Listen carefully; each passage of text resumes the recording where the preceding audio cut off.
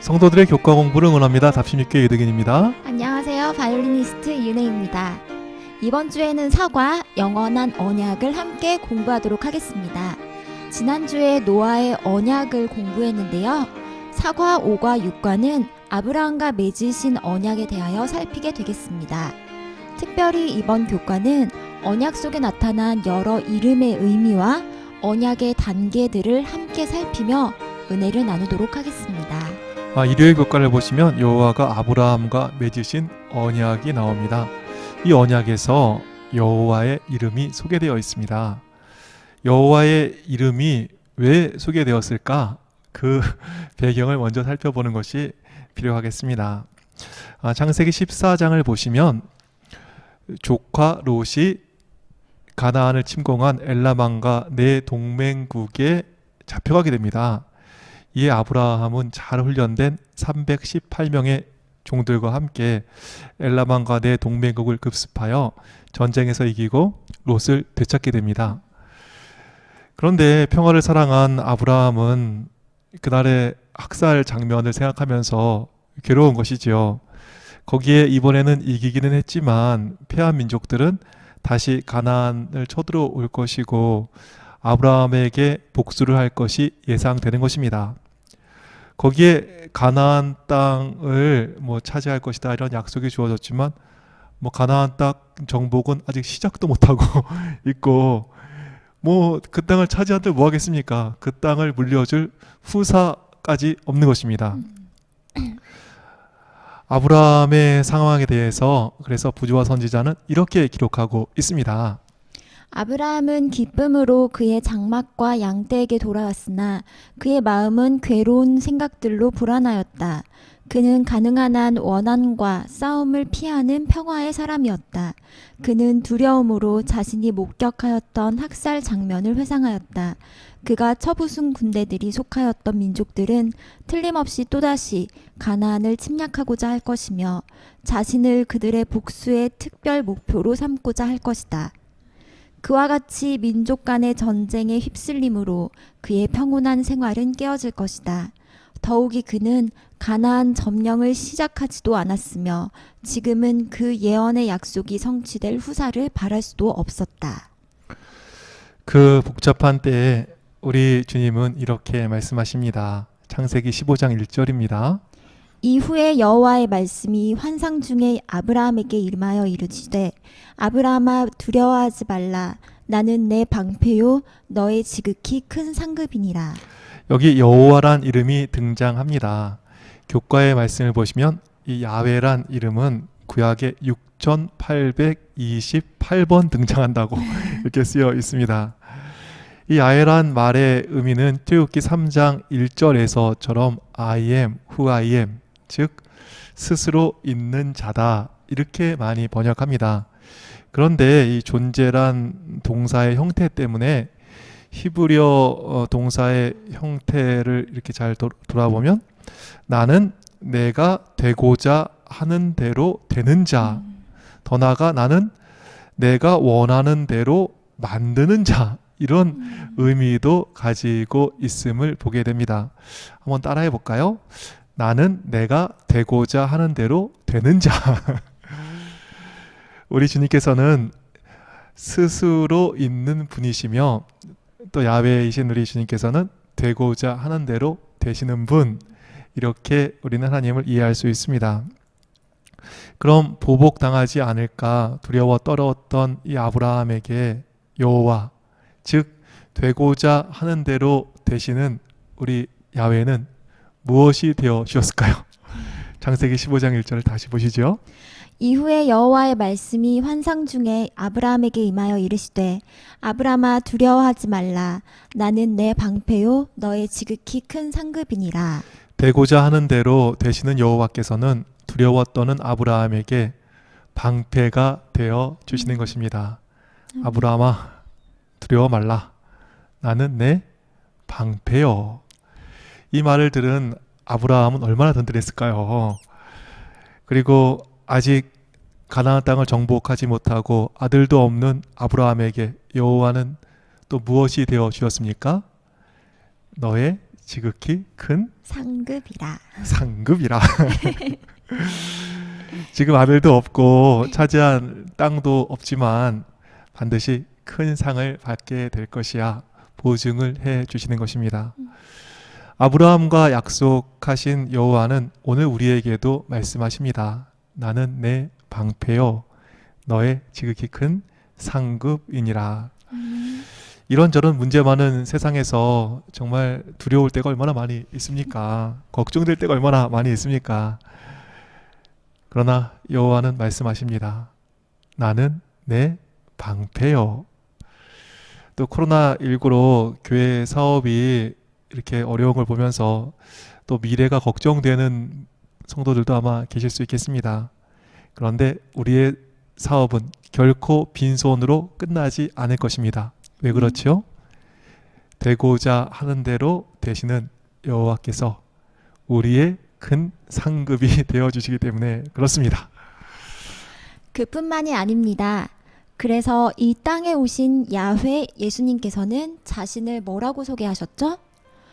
되고자 하는 대로 되시는 예수님께서는 수많은 I am으로 자신을 소개하고 있습니다. 굶주리는 세상에는 요한복음 6장 35절에서처럼 생명의 떡이 되십니다. 길을 잃은 사람에게는 요한복음 8장 12절의 말씀처럼 빛이 되십니다. 아멘. 들어가기를 힘쓰는 자들에게는 요한복음 10장 7절의 말씀처럼 아버지의 집으로 들어가게 하시는 문이 되십니다. 무덤에 갇힌 포로들에게는 요한복음 11장 25절의 말씀처럼 부활이요 생명이 되십니다. 아멘. 그리고 방황하는 순례자들에게는 요한복음 14장 6절의 말씀처럼 길이 되시고 철학자에게는 진리가 되십니다. 열매를 맺기 원하는 사람들에게는 주님께서 뭐가 되셔요? 요한복음 15장 1절에서처럼 참된 포도나무가 되십니다. 그리고 그의 백성에게는 요한복음 18장 37절에서처럼 왕이 되십니다. 혹 기진하셨습니까? 길을 잃으셨습니까? 구원이 필요하십니까? 아니면 생명이 필요하십니까? 미래에 찬란한 열매 맺기를 원하십니까? 스스로 있는 자일 뿐 아니라 되고자 하는 대로 되시는 여호와, 가장 요긴한 것이 되어주시는 우리 주님 계시면 결국 되는 것입니다. 아멘. 여호와가 우리에게 계시면 문제 해결입니다. 아멘. 우리 아브라함의 방패가 되시고 상급이 되신 여호와를 바라보시고 용기 얻는 모두가 되시기를 바랍니다. 월요일 교과를 보시면 하나님의 또 다른 이름 엘샤다이가 등장합니다. 엘샤다이는 한국말로 전능하신 하나님, 이 처음 등장하는 곳인데요. 창세기 17장 1절입니다. 아브람이 99세 때에 여호와께서 아브라함에게 나타나서 그에게 이르시되 나는 전능한 하나님이라 너는 내 앞에서 행하여 완전하라. 아브라함은 갈대아 우르를 떠나 팔레스틴으로 이주합니다. 그리고 그 땅을 유업으로 받을 것과 메시아의 조상이 될 것을 말씀하십니다. 그러나 실망의 세월이 한 해 또 한 해 지났지만 아들 없는 상태는 아직 변하지 않은 것입니다. 그러니 당시 풍습대로 애굽인 하녀 하가를 대모로 써서 자식을 얻자는 제안을 사라가 하게 됩니다. 제안을 들으니까 아브라함 입장에서는 나쁘지 않았거든요. 아브라함은 동의합니다. 그런데 하나님은 동의하지 않는 것입니다. 하갈에게서 얻은 자녀 이스마엘로는 후사를 이어지게 안 하시겠다는 것입니다. 어쩔 수 없이 아브라함은 대책 없는 하루하루, 소망 없는 하루하루를 지내게 됩니다. 그런데 아브라함 나이 99세, 모든 소망이 사라지고 모든 능력이 사라질 때쯤 아브라함에게 하나님은 엘샤다이, 즉 전능하신 하나님으로 등장하십니다. 그리고 화요일 교과의 말씀처럼 전능하신 하나님 엘샤다이는 아브라함으로 이름을 바꾸어 주십니다. 그래서 아브람 칭송받는 아비에서 열국의 아비란 아브라함으로 이름을 바꾸게 되는 것입니다. 그리고 엘샤다이 전능하신 하나님께서는 아들이 없는 아브라함을 실제로 열국의 아버지가 되게 하시는 것입니다. 그리고 창세기 17장 6절의 말씀같이 99세의 아브라함을 통해 내가 너로 심히 번성하게 하리니 내가 내게서 민족들이 나게 하며 왕들이 내게로부터 나오리라 는 말씀을 이루어 주시는 것입니다. 오늘 우리 가운데 아브라함처럼 무력함을 느끼는 분 계십니까? 오늘 우리 가운데 아브라함의 답답함, 절망감을 느끼시는 분 계십니까? 오늘 우리 가운데 아브라함처럼 생각만 해도 골치가 아픈 답답한 문제들을 있습니까? 오늘 우리 가운데 아브라함처럼 도무지 길이 없어 포기된 그러한 문제 있으십니까? 우리 가운데 전능하신 하나님 엘샤다이가 있음을 기억하셨으면 좋겠습니다. 엘샤다이 하나님께서 길이 없던 아브라함의 문제를 해결해 주셨듯이 엘샤다이 전능하신 하나님께서 우리의 문제를 해결해 주실 것입니다. 아브라함의 답답한 일을 풀어주시듯이 전능하신 하나님이 우리의 답답함도 풀어주실 것입니다. 아브라함에게 하신 약속을 이루시는 엘샤다이 전능하신 하나님 믿음으로 부여잡고 힘과 용기를 내시기를 간절히 바랍니다. 아멘. 창세기에는 6번 엘샤다이 전능하신 하나님이 등장합니다. 그 중에 5번이 야곱과 관련되어 사용되었습니다. 야곱의 삶에서 사용된 엘샤다이 전능하신 하나님의 성호를 살필 때 엘샤다이 전능하신 하나님에 대한 더욱 깊은 이해와 감사로 가슴이 충만하게 될 것입니다. 동생이었던 야곱은 눈에 보이지 않는 아버지 이삭에게 형 에서로 위장하여 장자의 축복을 받게 됩니다. 그 결과 야곱에게 축복을 뺏긴 형 에서는 야곱을 죽이려고 하고 그 사실을 안 눈치 빠른 어머니 리브가는 야곱을 외삼촌 라반의 집으로 도망하게 합니다. 그리고 창세기 27장 하단에서 이런 이야기를 하죠. 야곱아, 외삼촌 집에 가서 조금만 있어. 형 화 풀리면 금방 사람을 보낼게. 그런데 조금만 있어달라는 그 며칠의 계약은 수십 년의 세월이 흐르는 것으로 변하게 됩니다. 그리고 안타깝게도 연락을 주겠다던 어머니 리브가는 죽게 되고 야곱은 다시 어머니를 보지 못하게 됩니다. 또 외삼촌 집에 간 야곱에게는 얼마나 기가 막힌 일들이 펼쳐집니까? 사랑하는 라헬 대신 레아를 아내로 얻게 되고 그래서 라헬을 얻으려고 또 7년을 더 일하게 됩니다. 자기보다 더한 사기꾼 라반을 만나서 매번 품삯이 바뀌어집니다. 이 정도 억울한 일 당하고 이 정도 사기 당하면 망해야 정상 아니겠습니까? 그런데 이런 기막힌 인생을 살기 전 야곱을 이삭은 이렇게 축복해 주었습니다. 창세기 28장 3절입니다. 전능하신 하나님이 내게 복을 주시어 내가 생육하고 번성하게 하여 내가 여러 족속을 이루게 하시고. 야곱과 어머니 리브가의 모든 계획은 어그러졌습니다. 며칠이면 될 것 같았는데 몇 년이 흘렀습니다. 잠깐이면 풀려질 것 같던 형의 마음은 예상과도 다르게 수십 년이 지나도 풀어지지 않았습니다.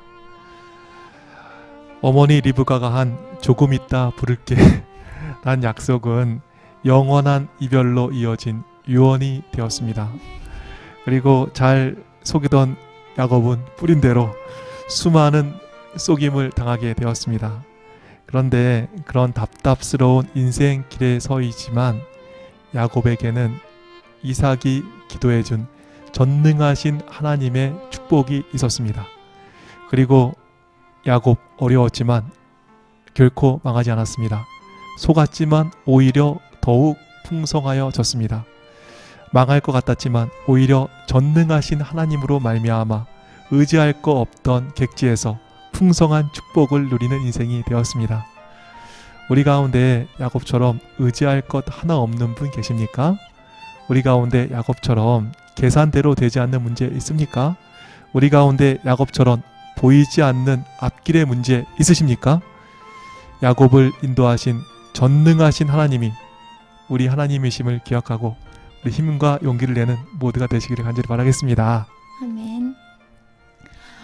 우리 엘샤다이 전능하신 하나님을 조금 더 살펴볼까요? 야곱은 수많은 우여곡절 끝에 다시 고향 가나안으로 돌아오게 됩니다. 그리고 형과 화해의 기쁨도 잠깐. 그런데 딸 디나가 강간을 당하게 됩니다. 디나를 겁탈한 청년은 마음이 바뀌어서 디나를 진심으로 사랑하게 됩니다. 그러나 열받은 야곱의 아들들은 동생에게 수치를 안긴 그 남자를 용서하지 않습니다. 그리고 속임수를 써서 그 땅의 부족을 몰살시킵니다. 이제 철없던 아들 때문에 야곱은 그 땅의 족속의 공공의 적이 되었습니다. 보복당할 것을 두려워하는 야곱에게 하나님은 자신을 이렇게 계시하십니다. 하나님은 그에게 이르시되 나는 전능한 하나님이라 생육하며 번성하라. 한 백성과 백성들의 총회가 내게서 나오고 왕들이 내 허리에서 나오리라. 두려운 분들 계십니까? 우리 하나님 전능하신 하나님이십니다. 아멘. 그리고 대적으로부터 모든 음모로부터 야곱을 보호하셨듯이 우리를 보호해 주실 것입니다. 그리고 한참 세월이 지나 야곱은 기근을 당하게 됩니다. 어쩔 수 없이 양식을 사러 아들들을 애굽으로 보낼 수밖에 없었습니다. 그런데 몇 해 전 일은 요셉을 생각하니 혹 베냐민까지 그렇게 되는 게 아닌가 하고 두려움에 떨게 되죠. 그러나 목구멍이 포독청이라고 기근 때문에 어쩔 수 없이 베냐민을 애굽으로 떠나보내게 됩니다. 그때 베냐민을 떠나보내면서 야곱은 이렇게 기도합니다. 전능하신 하나님께서 그 사람 앞에서 너희에게 은혜를 주사 그 사람으로 너희 다른 형제와 베냐민을 돌려보내게 하시기를 원하노라. 내가 자식을 잃게 되면 이르리로다.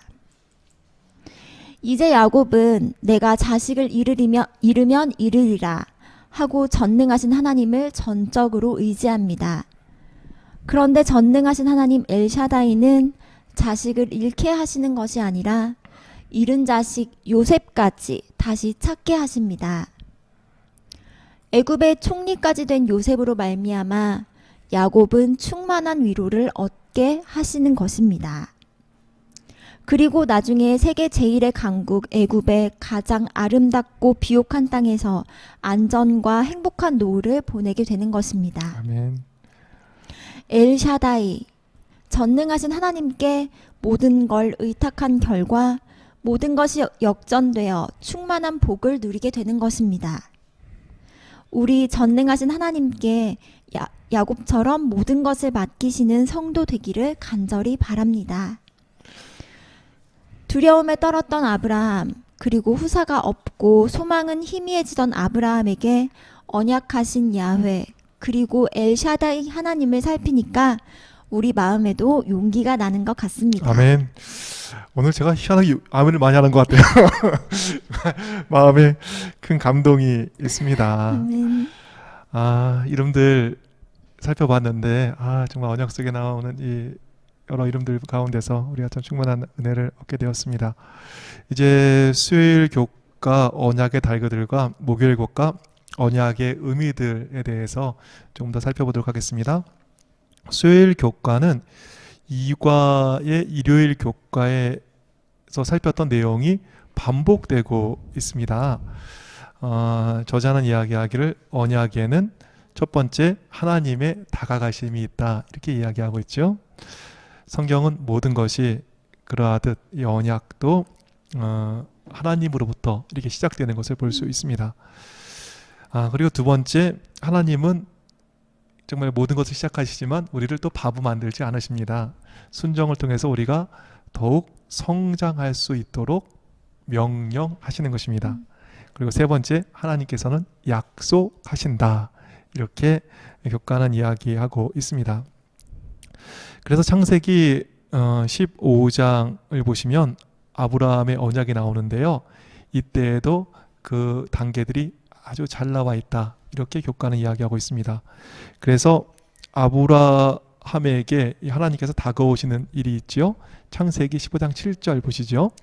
또 그에게 이르시되 나는 이 땅을 내게 주어 소유를 삼게 하고 너를 갈대아인의 우르에서 이끌어낸 여호와니라. 그리고 순종을 명하십니다. 창세기 15장 9절부터 있는 말씀입니다. 여호와께서 그에게 이르시되 나를 위하여 3년 된 암소와 3년 된 암염소와 3년 된 숫양과 산비둘기와 집비둘기 새끼를 가져올지니라. 아브람이 그 모든 것을 가져다가 그 중간을 쪼개고 그 쪼갠 것을 마주 대하여 놓고 그 새는 쪼개지 아니하였으며 그리고 축복을 약속하셨습니다. 창세기 15장 13절부터의 말씀입니다. 여호와께서 아브람에게 이르시되 너는 반드시 알라. 내 자손이 이방에서 객이 되어 그들을 섬기겠고 그들은 400년 동안 내 자손을 괴롭히리니 그들이 섬기는 나라를 내가 징벌할지며 그 후에 내 자손이 큰 재물을 이끌고 나오리라. 너는 장수하다가 평안히 조상에게로 돌아가 장사될 것이요. 그 날에 여호와께서 아브람과 더불어 언약을 세워 이르시되 내가 이 땅을 애굽 강에서부터 그 큰 강 유브라데까지 내 자손에게 주노니. 이 말씀을 들으셨으니까 수요일 교과의 빈칸을 잘 채우실 수 있을 것 같습니다. 맞아, 빈칸이 나오면 이게 떨려요. 네, 저희가 맞았는지 모르겠지만, 네, 이렇게 쓰면 뭐 맞지 않을까 이런 생각이 자신 있게 듭니다. 쓰시면. 네, 여기서 알 수 있는 게 있죠. 목요일 교과의 말씀 읽어드립니다. 지금까지 우리가 본 바대로 언약은 항상 은혜에서 비롯되며 우리 스스로의 힘으로는 결코 할 수 없는 것을 가능케 해주시는 하나님으로부터 비롯된다. 아브라함과의 언약도 예외는 아니다. 항상 하나님의 넘치는 은혜가 먼저 있었습니다. 그러나 하나님께서 언약을 성취하시는 일은 교과의 말씀처럼 의롭게 행하고 믿음으로 순종하고자 하는 아브라함의 자원하는 마음이 있어야만 가능했습니다. 아브라함 편에서의 그러한 순종이 없었다면 하나님께서는 그를 사용하실 수 없으셨을 것입니다. 이곳에서 은혜와 율법의 관계를 보게 되는 것입니다. 하나님의 다함 없는 은혜는 율법을 어기게 하는 것이 아니라 율법에 더욱 잘 순종하도록 하는 것입니다. 아멘. 우리는 순종을 통해 구원을 얻으려 하지 않습니다. 또 순종을 통하여 하나님의 마음을 돌리려 하지 않습니다. 하나님의 은혜가 먼저 있었습니다. 그러나 먼저 있었던 하나님의 은혜는 우리로 그분의 말씀에 더욱 잘 순종하도록 하심을 언약의 관계에서 분명히 보게 되는 것입니다. 언약을 공부하면서 은혜와 율법의 조화를 더욱 잘 이해하게 되네요. 네, 오늘 여러 말씀 저희가 함께 살펴보았는데요. 그럼 오늘 말씀 정리해 주실까요? 네, 아브라함이 언약 가운데서 야훼와 아브라함으로 이름을 바꿔주시는 엘 샤다이에 대하여 살펴보았습니다. 하나님의 이름을 생각하면서 너무나 든든함을 느끼게 되었습니다. 그리고 언약의 단계들을 살피면서 은혜와 율법이 어떻게 조화되는지도 함께 살펴보았습니다. 그럼 저희는 오가 약속의 자녀들로 여러분을 다시 찾아오겠습니다. 그때까지 몸 마음 평안하세요.